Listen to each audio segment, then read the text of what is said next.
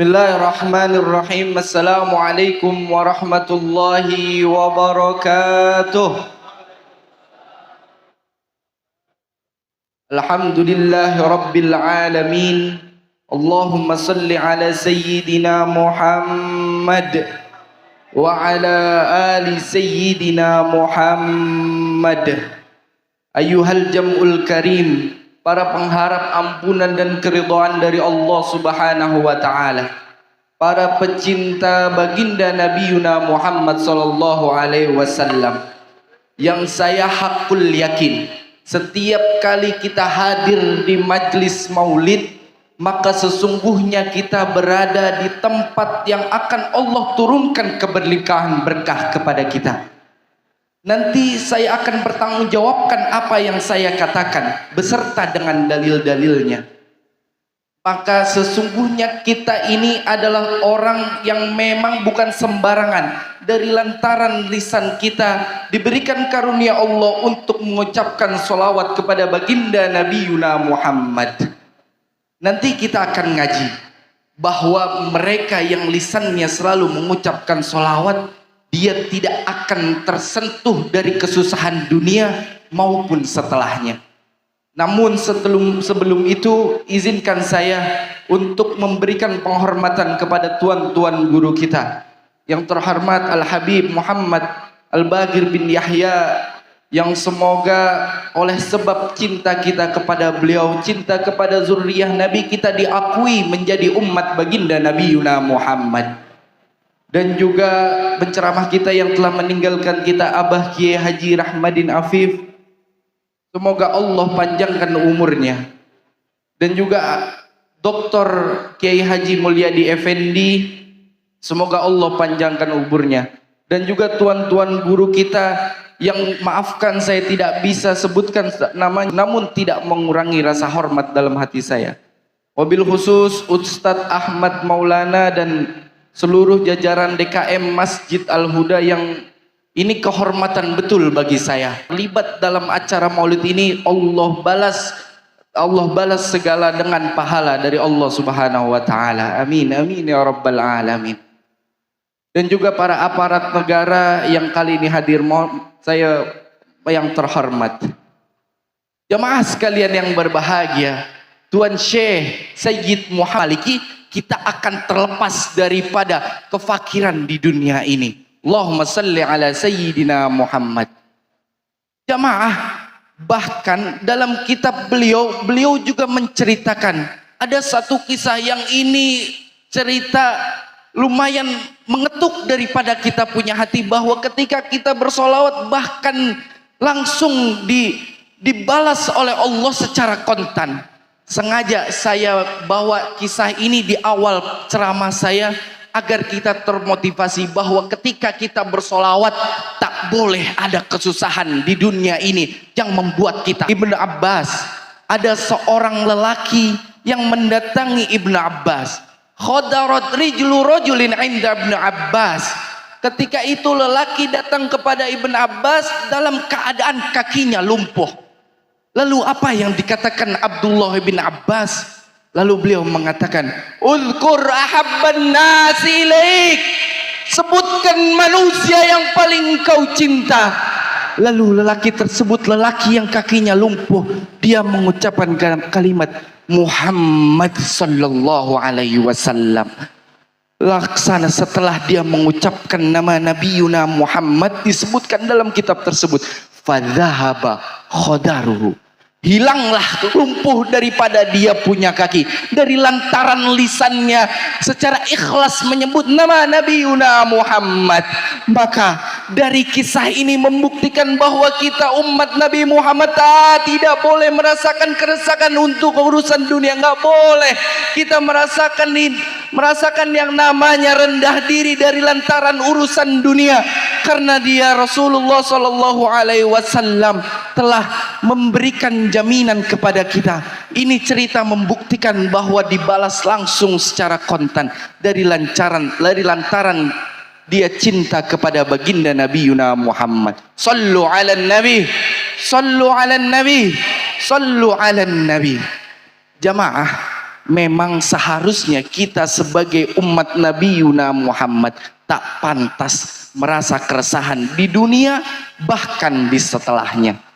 Karena tadi ayat telah disampaikan oleh Allah Subhanahu wa taala dalam Al-Qur'an, huwallazi yusalli 'alaikum wa malaikatuhu liyukhrijakum minadh dhulumati ilan nur. Kita lihat pada ayat ini Imam Qurtubi mengomentari bahwa ayat ini adalah puncak kebahagiaan bagi umat baginda Nabi Yuna Muhammad. Bagaimana tidak ketika Allah mendeklar dalam firman-Nya, huwallazi yusalli 'alaikum, dia Allah akan bersolawat kepada hamba-hambanya. Lalu kita lihat pada siapa Allah akan bersolawat. Kita lihat hadis Nabi SAW pada Sahih Muslim, man shalla alayya salatan sallallahu alaihi biha asran. Barang siapa yang dia bersolawat kepada Rasulullah, maka Allah akan mendatangkan solawat kepada dia sebanyak 10. Jadi artinya ketika kita bersolawat kepada Rasulullah sekali, Allah akan menurunkan, bukan cuma sekali dibalas sama Allah, 10 didatangkan oleh Allah kepada kita bersolawat. Huwallazi yusalli 'alaikum. Kita lihat apa makna daripada solawat Allah kepada hambanya. Kita lihat, kita buka tafsir Jalalain, apa yang dimaksudkan solawat Allah kepada umat Nabi Yuna Muhammad, yakni ay yarhamukum, Allah merahmati mereka yang lisannya bersolawat kepada Rasulullah sallallahu alaihi wasallam. Sallu 'alan nabi, sallu 'alan nabi. Jadi ketika kita bersolawat, maka turun rahmat Allah terhadap mereka yang selalu bersolawat kepada baginda Nabi Yuna Muhammad. Jamaah, orang banyak berebut pengen deket sama pejabat, orang banyak berebut pengen deket sama namanya orang kaya biar dia kebagian punya harta nih orang kaya. Tapi lalu bayangkan jika Allah pemilik semesta raya setelah sayang kepada kita dari lantaran kita punya lisan selalu bersolawat kepada baginda Nabi, nggak bakal kita disusahin urusan dunia, nggak bakal kita ketakutan urusan dunia, apalagi sampai kelilit sampai namanya pinjaman online zaman sekarang tuh lagi marak. Jangan sampai itu tidak akan terjadi bagi mereka yang selalu lisannya mengucap solawat kepada Nabi Yuna Muhammad. Bukan sampai di situ, kita lihat ayat lanjutannya, huwallazi yusalli 'alaikum wa malaikatuhu. Malaikat juga bersolawat kepada umat baginda Nabi Yuna Muhammad. Apa maksud daripada solawat malaikat kepada umat baginda Nabi Muhammad? Yakni ay yastaghfiruna lakum, dia malaikat memohonkan ampun kepada Allah untuk umat baginda Nabi Yuna Muhammad. Lalu untuk apa ini semua? Untuk apa Allah bersolawat? Untuk apa malaikat bersolawat? Maka disebutkan juga dalam ayat tersebut, liyukhrijakum minadh-dhulumati ilan nur. Ketika Allah sudah bersolawat, malaikat sudah bersolawat kepada umat baginda Nabi Yuna Muhammad, liyukhrijakum minadh-dhulumati ilan nur. Maka itu untuk mengeluarkan dari kegelapan menuju cahaya. Dari yang tadinya kelilit utang bakalan beres semuanya dari lantaran kita hadir di majelis maulid, majelis al-huda. Amin ya rabbal alamin. Maka solawat tidak ada ruginya terhadap kita semua. Wa kana bil mu'minina rahima. Sesungguhnya Allah terhadap orang mukmin adalah maha pengasih. Jamaah, kalau kita sudah dicintai oleh Allah Subhanahu wa taala, maka ada pesan dalam Al-Quran yang ini lanjutannya. Qul in kuntum tuhibbunallaha fattabi'uni yuhibbukumullah. Qul in kuntum tuhibbunallah, katakan jika kalian mencintai Allah, fattabi'uni, ikutilah baginda Nabi Yuna Muhammad sallallahu alaihi wasallam. Artinya ikutilah semua syariat, semua sunnah-sunnah yang ditinggalkan oleh baginda Nabi Muhammad. Kita jaga kita punya solat, kita jaga sunnah-sunnah baginda Nabi Muhammad. Sekecil apapun itu sunnah, karena kita dalam rangka mengikuti umat Nabi, kata kita adalah umat Nabi Muhammad, maka sudah seharusnya kita mengikuti apa yang dilakukan oleh baginda Nabi Muhammad.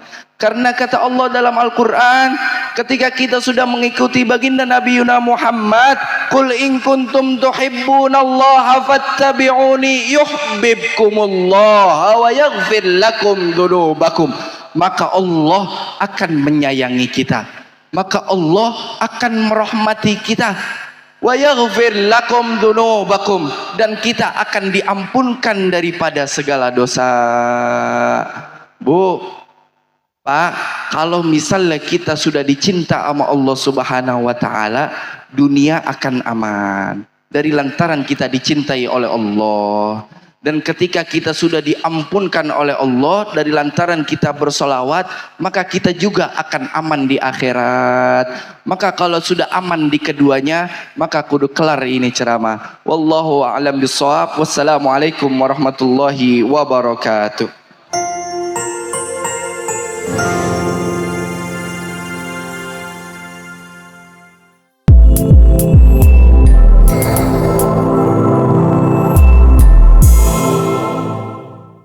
Siaran langsung YouTube channel live streaming Fadlan Sel.